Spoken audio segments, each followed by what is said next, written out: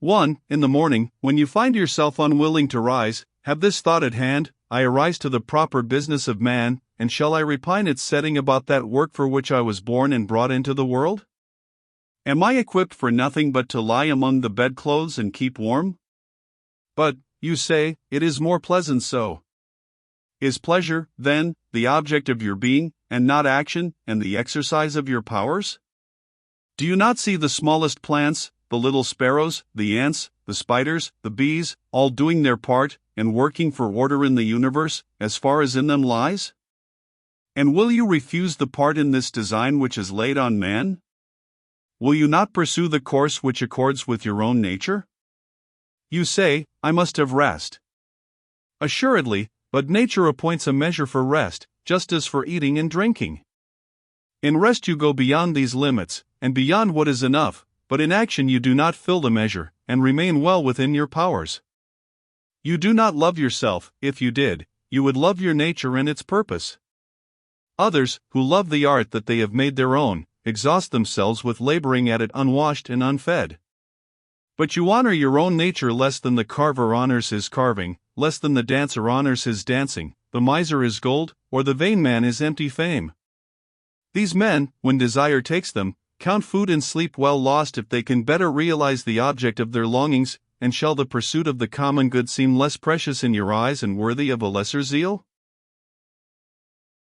2. How easy it is to thrust away and blot out each impression that is disturbing and unfit, and forthwith to enjoy perfect tranquility.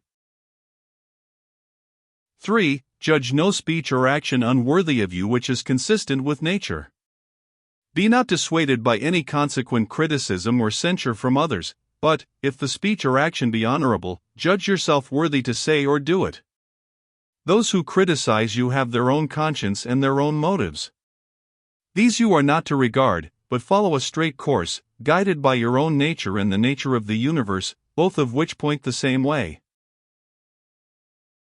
For, I walk the way which is nature's, until at last I shall fall and be at rest, breathing out my breath into the air wherefrom I daily drew it, falling on that earth whence my father drew his seed, my mother her blood, and my nurse the milk which nourished me, on that earth which has given me my daily food and drink through all these years, which sustains my footsteps, and bears with me her manifold abuser. 5. Men cannot admire you for your shrewdness. Be it so. But there is many another quality of which you cannot say, it is not in me. Display these, they are wholly in your power.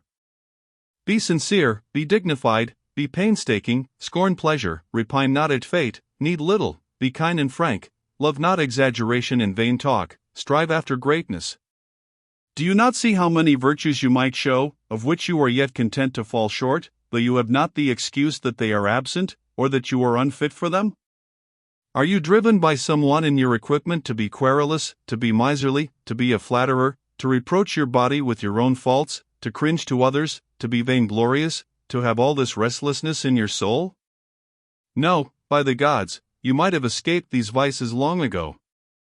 All your fault, then, is that you are somewhat slow and dull of comprehension. This you should strive to correct by exercise, neither neglecting your dullness nor taking a mean pleasure in it. 6. Some men, when they have done you a favor, are very ready to reckon up the obligation they have conferred.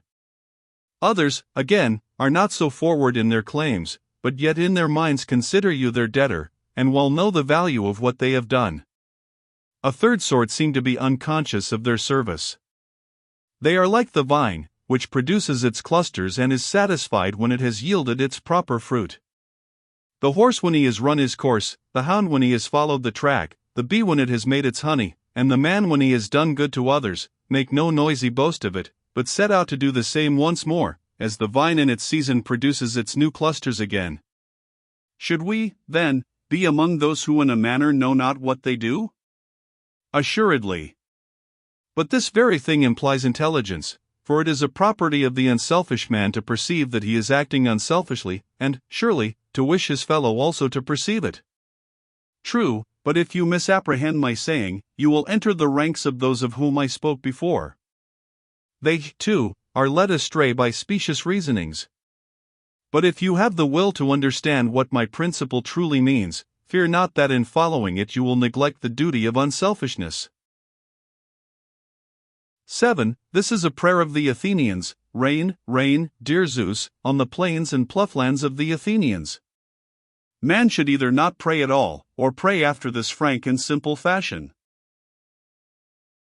8. Just as one says that Aesculapius has prescribed a course of riding for someone, or the cold bath, or walking barefooted, so it may be said that the guiding mind prescribes for a man, disease, or mutilation, or losses, or the like. Prescribed, in the first case, means that such treatment was enjoined on the patient as might coincide with the needs of his health. In the second case, it means that each man's fortune is appointed to coincide with the purposes of fate.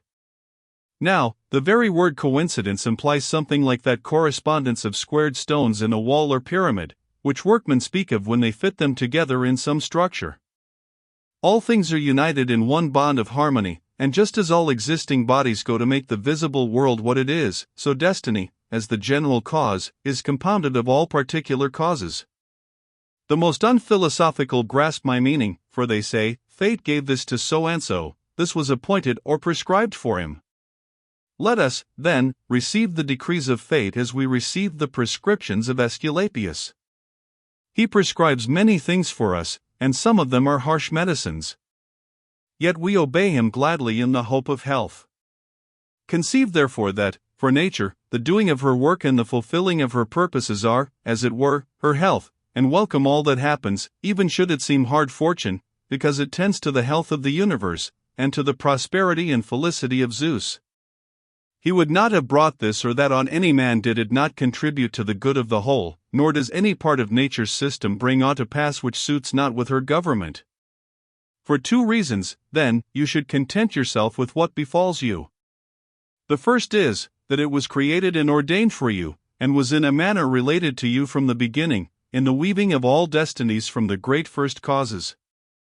The second is, that even what happens severally to each man contributes to the well-being and prosperity of the mind which governs all things, and, indeed, even to its continued existence. For the whole is maimed if you break in the slightest degree this continuous connection, whether of parts or causes.